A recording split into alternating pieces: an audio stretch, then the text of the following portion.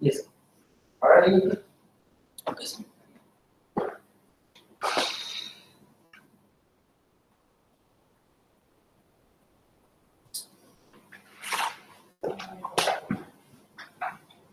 Michael, am I audible?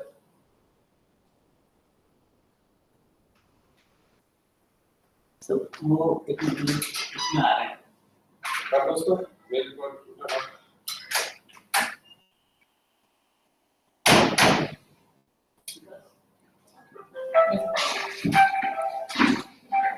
Sir. Hello? Yeah, Michael. I think now you can do like this. Just a minute. Yeah. You're audible. Yes. Wonderful. Okay. Okay, can you hear me and see me? Yeah, we can hear you. Excellent. So tell me when to start and. Yeah, you can share the. You can share the slides. Maybe. Okay. Viewer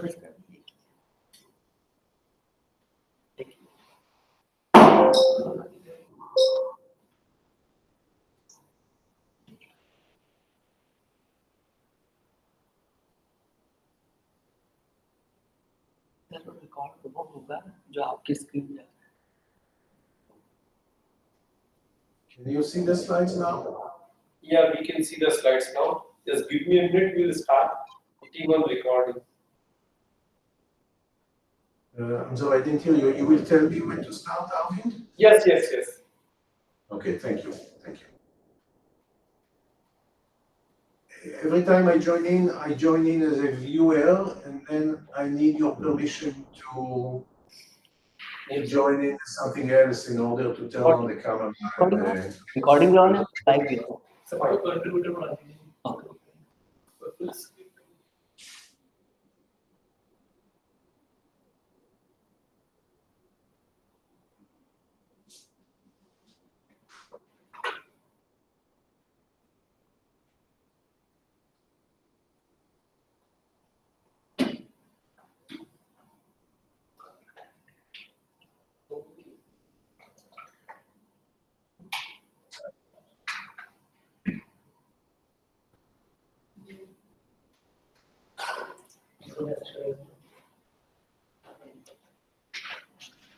Full screen करना.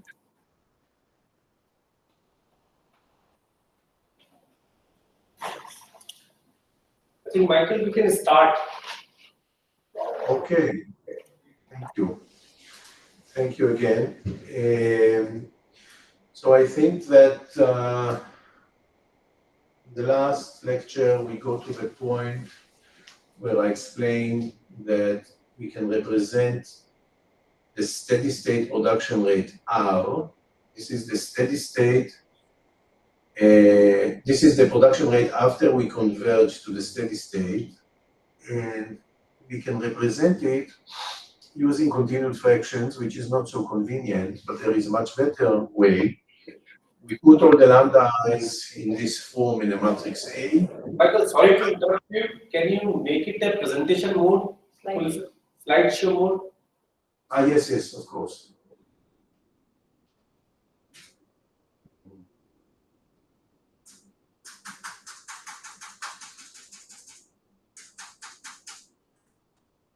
Sorry.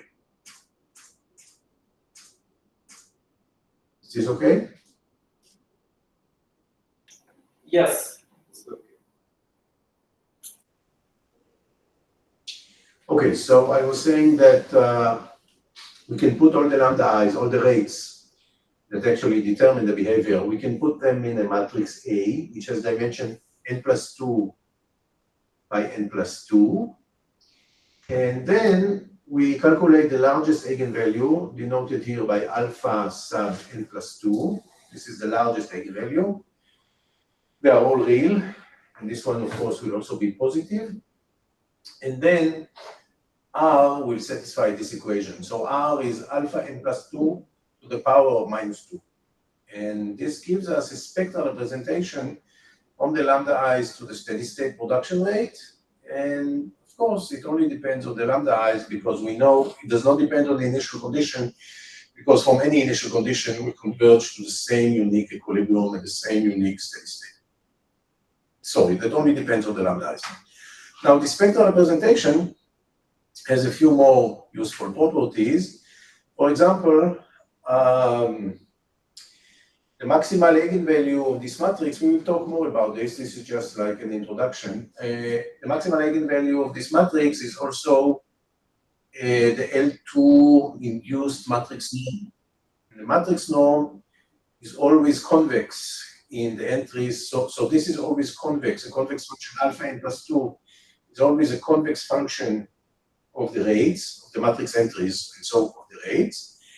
This means that R, which is alpha n plus 2 to the power of minus 2, is always a strictly concave function of the rates. So if we plot R as a function of the rates, here I just plotted with respect to two rates, just so that we can see it, it will always have this concave shape. This is useful because it means that when we try to maximize the translation rate, the steady state protein production rate, with respect to the lambda i's, this becomes, or we can formulate it as a convex optimization problem. So first of all, the problem of maximizing the production rate is very important, of course, in cell biology and also in biotechnology, where we are trying to produce some biological product, and naturally we would like to maximize the production rate. Also, in biology, we know that translation is one of the most energy-consuming processes in the cell. So we can conjecture that evolution tried to optimize this process subject to some limited biocellular budget. So in the context of the RFM, we can try to model this in the following way. We want to maximize R, which is the steady state production rate, as a function of all these lambda i's, all these parameters in the RFM. And we have two constraints. First of all the lambda i's are non-negative. Otherwise, negative lambda I would mean actually movement in the wrong direction. If we want everything to move from x1 to x2 to x3 and so on, we need all the lambda i's to be positive or at least non-negative. Now, if we just consider the problem that is written here, the solution will be to take all the lambda i's to infinity, because the larger the lambda i's, the more production rate we have. So we need to add another constraint that says something like, we have a limited budget to waste on all our lambda i's. So the sum of the lambda i's should be smaller or equal to some positive constant b. And maybe we can also attach weights to each lambda I. So we can say lambda 1 is not so expensive, so we can spend more on lambda 1, but maybe we can spend less on lambda 2, and so on. So we can add rates. And now, if we pose this optimization problem, because we know already that R is a strictly concave function, this will be a convex optimization problem. We are trying to maximize a concave function, which is a convex optimization problem. And then this means that there will be a unique optimal solution and that there exist efficient algorithms that scale well with the dimension n of finding this optimal solution. So in the context of, say, designing a highway or designing an evacuation corridor, we can think of we need larger lambda i's would mean a better road or a better evacuation corridor, say with wider sections or with some better geometry, and that can cost us money or time or resources. So on the one hand, we want to maximize the steady state output rate, but on the other hand, we have limited resources, and then we can pose this as the optimization problem written here. And because we know that R is a concave function, this is a problem that is trackable.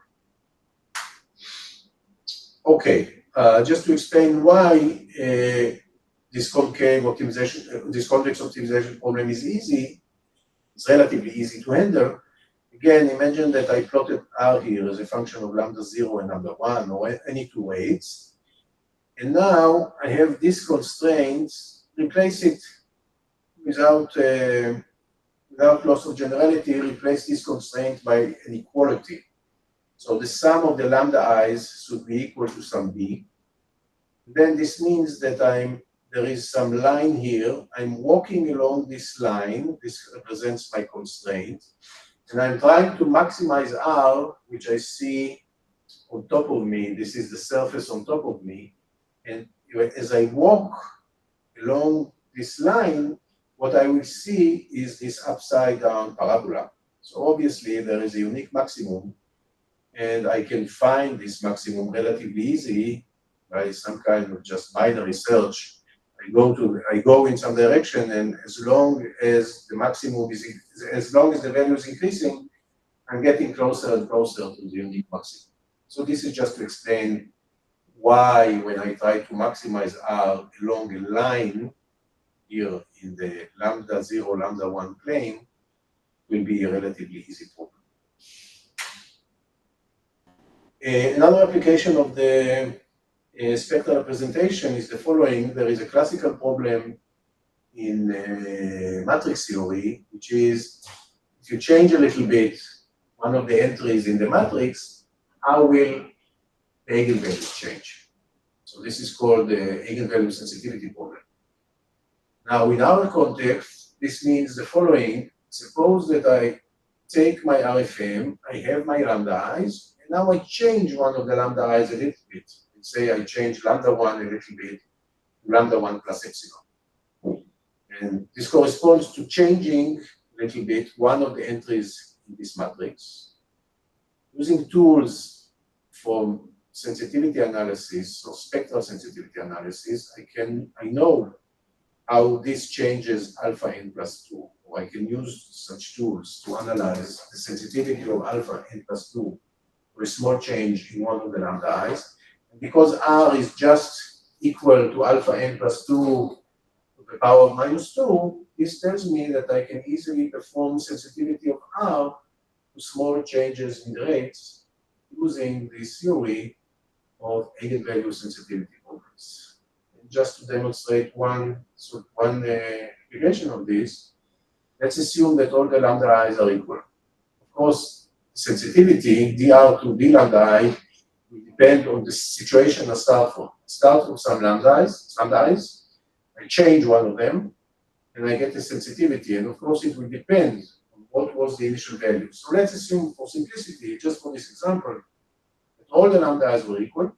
And then I can calculate dr to d lambda I for every I using results on eigenvalue sensitivity in bidiagonal matrices. And this is the formula I get, which is not very nice to read, but I can plot this formula.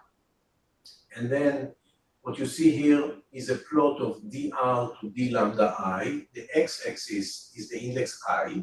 So I took here a chain of 200 sites. Another thing is 200 sites. And I can change lambda 50, lambda 100, lambda 0, up to lambda 200. And what you see here in the graph is dr, the sensitivity. Again, when we start with all the lambda i's equal. And we see that in this case, the most important lambda i's will be lambda i's in the center. Lambda i's at the end of the chain or the beginning of the chain are much less important, and it is the center of the chain that matters the most. At least when we start on this situation where all the lambda i's are equal. Of course, we can also study other cases. We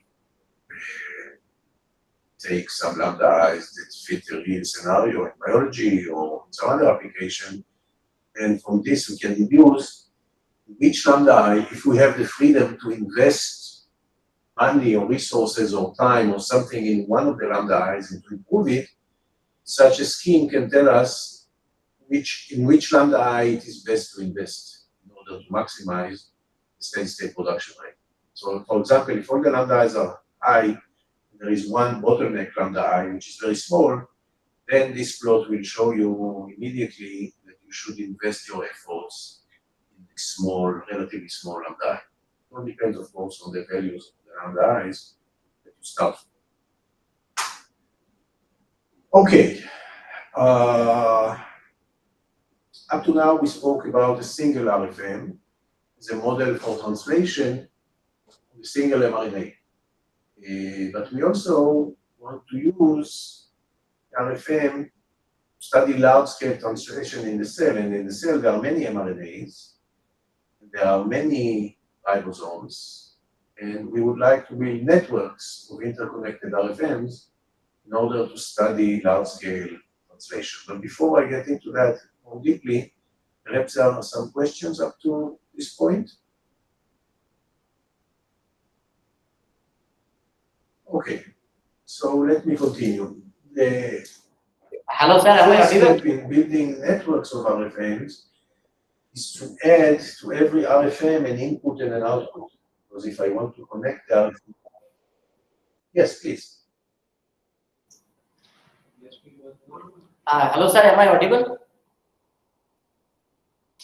I'm sorry, hello, sir. I didn't hear the rest. The microphone here is not so good. Yes, please. Hello, sir. Am I audible? Hello. Okay. Yes, please go ahead. Okay, sir. Are there any other methodology that we can use for the sensitivity purpose? Can you repeat the question again, please? I'm sorry. Sir, are there any other methodology for analyzing the sensitivity? Okay, so thank you. Now I understood, and thank you for the question. I'm not aware of other tools. Of course, you can do numerics, so you can change one of the lambda i's, simulate the dynamics until you reach the steady state, and see now how the steady state changed. But this can take a lot of time. In a large scale RFM, this can take a lot of time. I think that the spectral approach gives you the best tool that I know of for sensitivity analysis. Maybe there are better tools, but I'm not familiar with sensitivity. Is this okay? Okay, sir. Okay. Thank you. Thank you.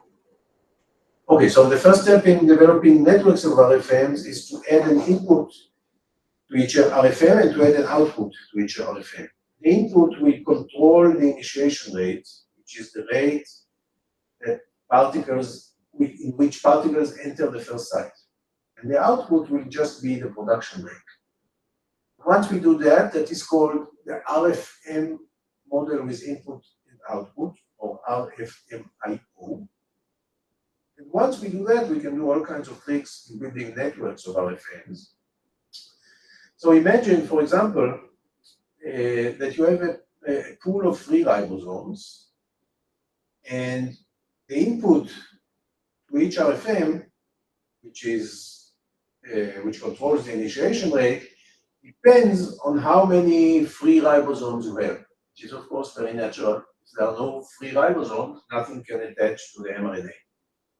And also the outputs of the RFMs, which are the ribosomes that detach after they completed translating the mRNA, they all go back to the pool of the free ribosomes.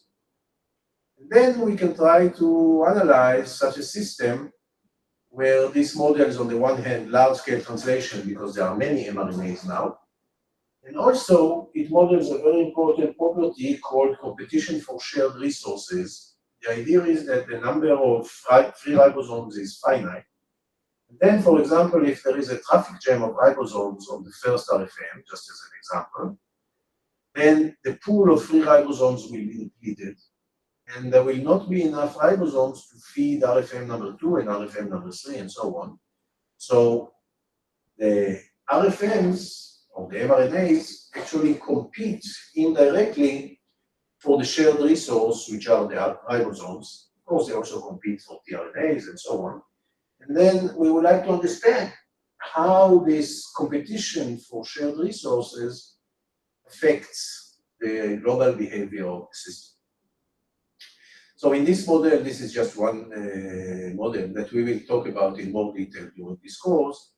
In this model, the way it is built, the total number of ribosomes is a first integral, which means it is a conserved quantity. So the total number of ribosomes, if you sum up each time, at each moment, ribosomes in the pool, and all the ribosomes on the RFMs, the total number is constant because this is a closed system.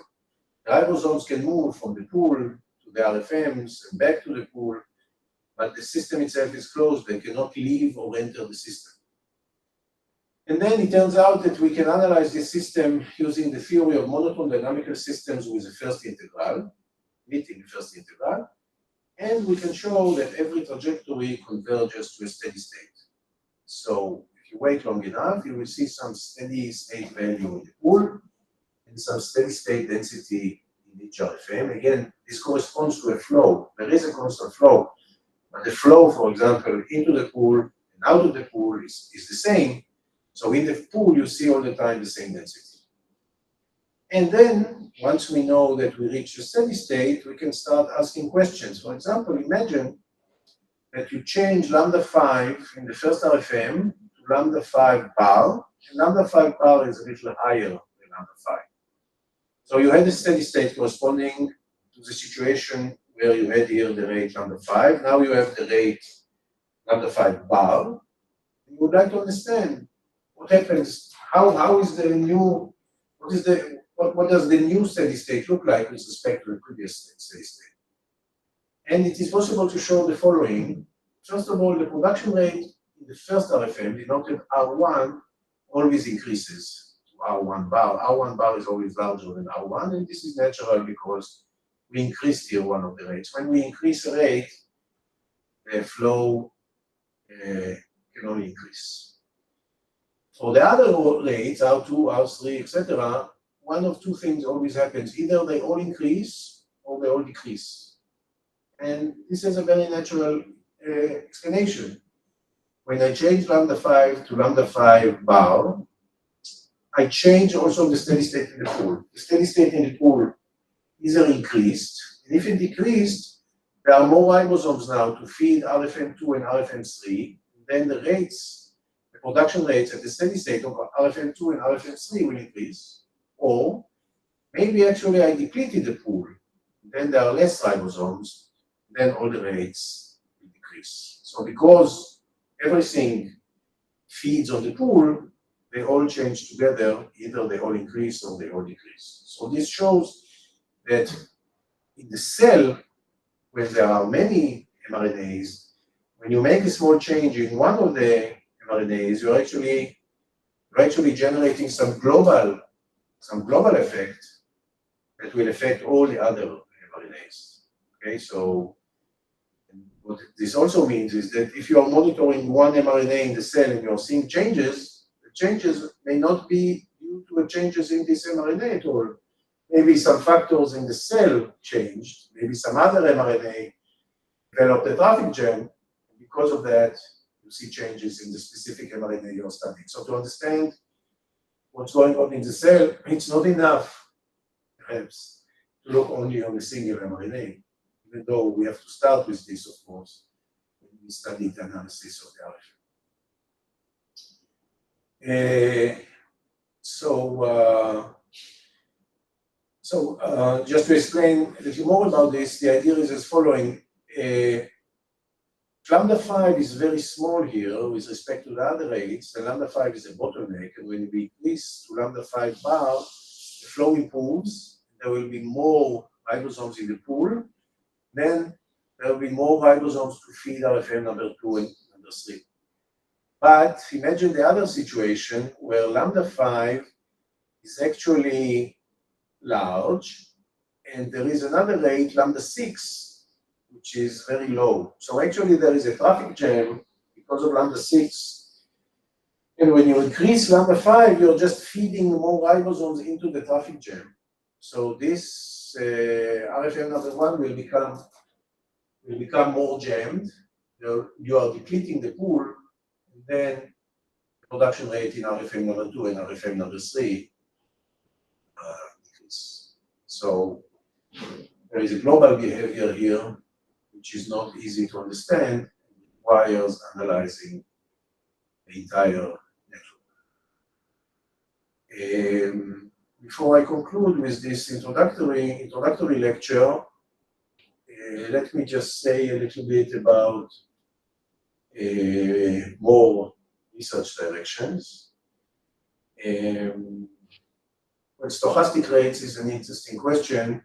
What happens if the rates, I don't know them explicitly, lambda 5 is not 0.2, but I know something about its, it is a stochastic variable now, but I know something about its distribution. Can I infer something about the distribution of the steady state and about the distribution of the steady state production rate? And it turns out that because of this spectral representation of the steady state, this becomes a question about stochastic matrices. We call this matrix A, where I plugged in all the lambda i's in the power of -12. Well, now I plug in random variables, positive random variables, and this becomes a stochastic matrix, and I would like to know what is the distribution of the maximal eigenvalue of this stochastic matrix. So this we can say a few things about this. We have one paper about this. Once we have this RFM with input and output, the output is the production rate, and the input controls the initiation rate, we can speak about closing the loop. So we can say, what happens if there is a positive feedback from the production rate back to the initiation rate? Or what happens if there is a negative feedback? And there are good reasons for analyzing these questions. For example, it turns out that there is something called mRNA synchronization. When we look in the cell at the mRNA, often the stop codon is physically close to the start codon. Then this means that the ribosomes that detach from the stop codon are already in the vicinity of the start codon, and they can start translating the same mRNA again. So there is a feedback, positive feedback here between the production rate and the initiation rate. Of course, we can use the RFM-IO, RFM is input and output, to model this mRNA synchronization. Another research topic, we spoke about maximizing the steady-state production rate, but in some cases, perhaps we would actually be interested in minimizing the steady-state production rate. For example, suppose that we have a virus who entered the cell, and we are trying to develop some antibiotic, some medicine that would actually minimize the production rate of the proteins of this virus under some constraints. So the lambda i's should belong to some set. What can we say about this minimization problem? This is again important because, for example, it is known that about 50% of antibiotics actually paralyze the bacteria ribosomes. So, of course, we would like somehow to find a way or antibiotics that minimizes the translation rate in bacteria as much as we can. Okay, so I think we finished in good time this introductory lecture. We have one more lecture today where I will start speaking about contraction in a more rigorous manner. I will do this on the board behind me. But just to conclude, I think that systems biology and cell biology offers fantastic opportunities for mathematical modeling and analysis.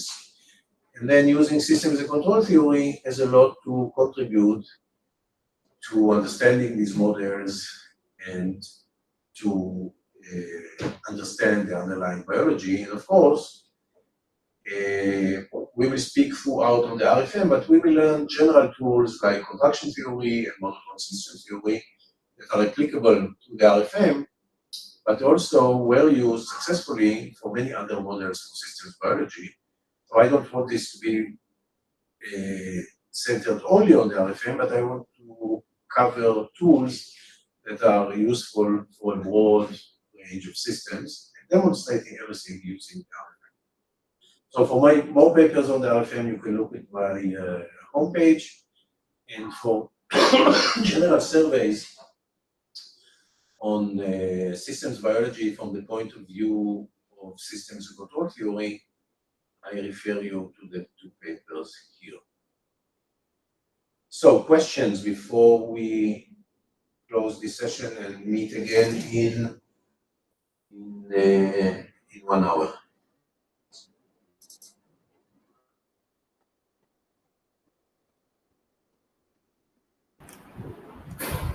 Excuse me, sir. Yes. Sir, I'm not able to get that point that all of the production rates all increase or all decrease together. And that part where you explained about lambda 5 and all that. That much part. Yes, sir, this slide. So the question was, can I explain it again? Yes, sir. Just this much slide that what does it show basically? All of the production rates increase or decrease, that point. Yes, certainly. Thank you for the question. Okay. So we have several RFMs, all connected through this pool of free ribosomes. And now suppose that you have lambda 5 in the first RFM, you have some value lambda 5, and you allow the system to get to a steady state. And now you change lambda 5 to lambda 5 bar, which is a higher value, you increase lambda 5. And again, you let the system converge to a steady state. Now I want to compare the steady states before and after increasing lambda 5 to lambda 5 bar. Okay, this is the scenario. Now, what happens? First of all, when you increase lambda 5 to lambda 5 bar, you always increase the steady state production rate in the first RFM. This is the steady state production rate in the first RFM. This always increases. Because you increased one of the rates, it always does a good thing to this RFM. For all the other RFMs, this arrow means that they all increase together or they all decrease together. All the other steady states in the network, after you change lambda 5 to lambda 5 bar and waited for the new steady state, you will see them all decreased with respect to their previous value when you use lambda 5 and not lambda 5 bar, or they all decreased. And the reason for this is that they all feed from the same pool. So if the pool now has more ribosomes in the new steady state, then they will produce more. And if the pool has less ribosomes in the new steady state, then they will produce less. So they are all globally affected in the same way because they are all connected. Yes, sir. Yes. Yes, sir. Thank you so much. Thank you for asking. More questions?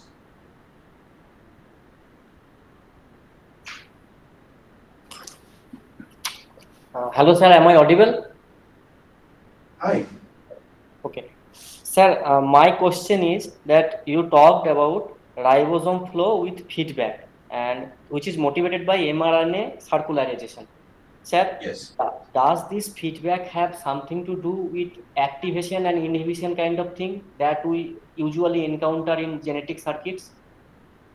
And are there any mathematical forms to express it, such kind of feedbacks? Again, can you explain again the question? So you're speaking about the positive or negative feedback, and you are asking if this, I couldn't hear you, if this is related to what? Sir, activation or inhibition kind of things?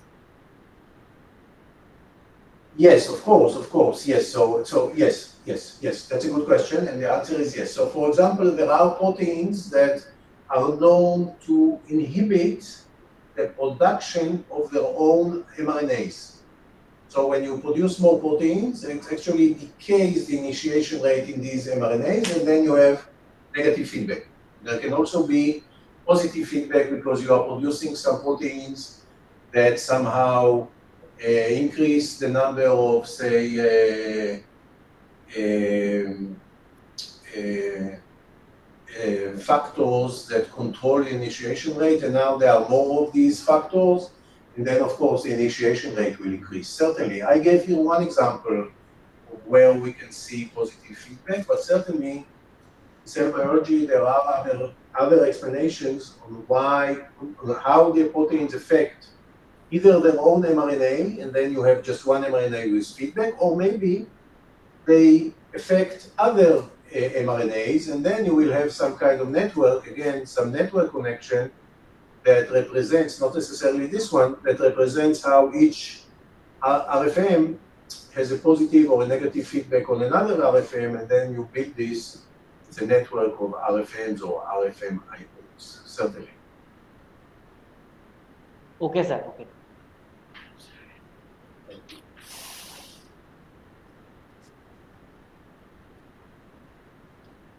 Okay, so, oh, sorry, another question? Yeah, sir. So Please. based on the translation process, so what kind of initiation has to be done for taking the protein as a function of beta strands or the quaternary structures of protein? How do you initiate with those lambdas? If there are more than other prolines or other tryptophans.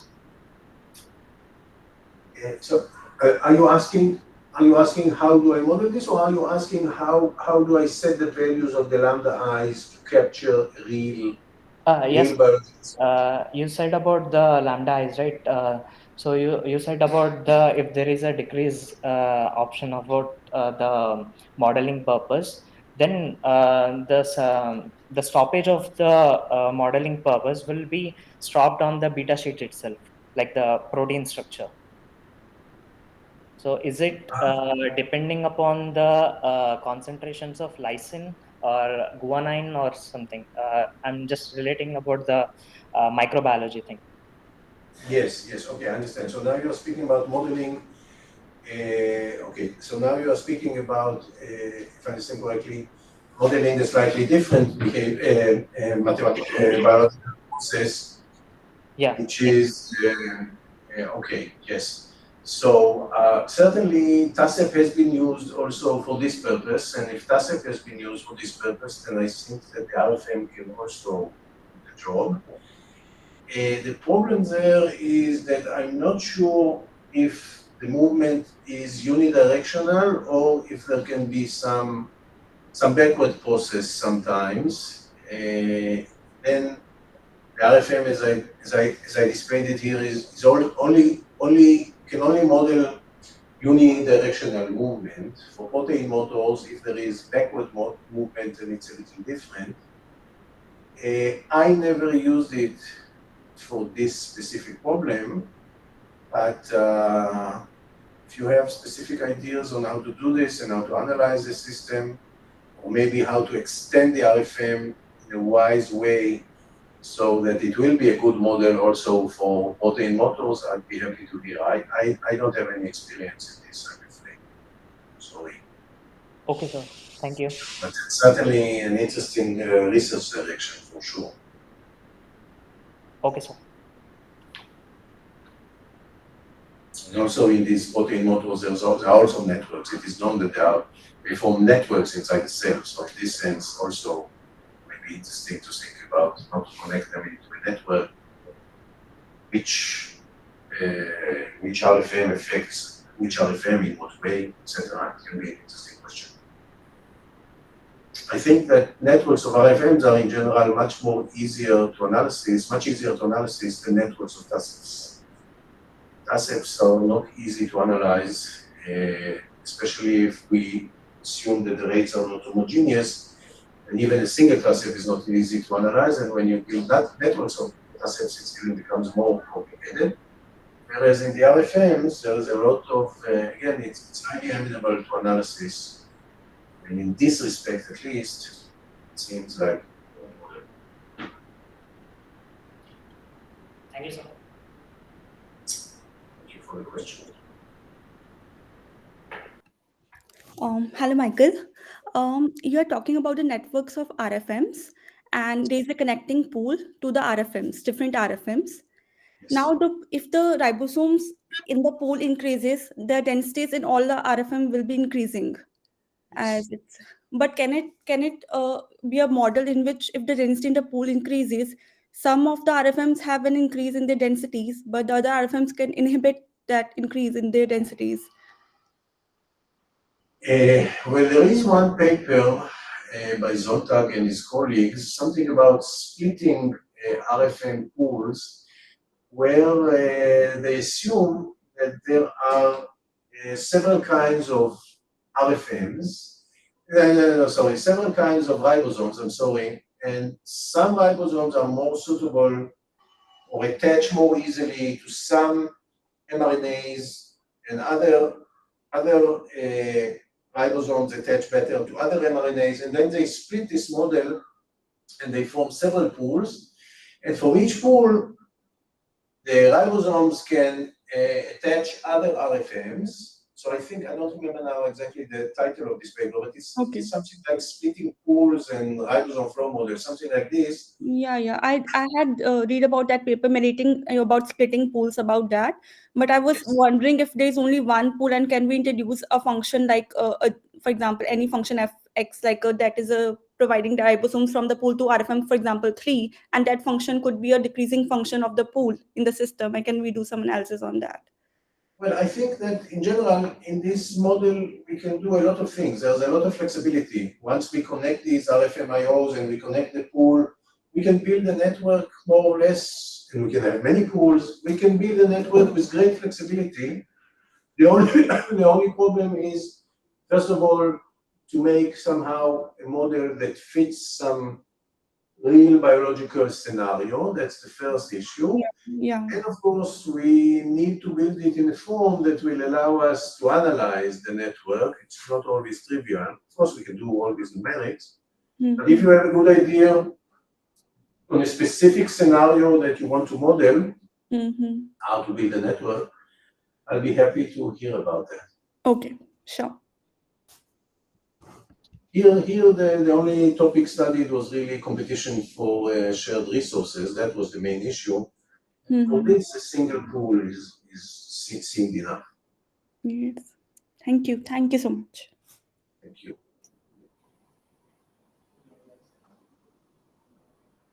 Okay, so I think we will meet again at when 1:30 my time, which is 4 o'clock your time. Yeah, 4 o'clock.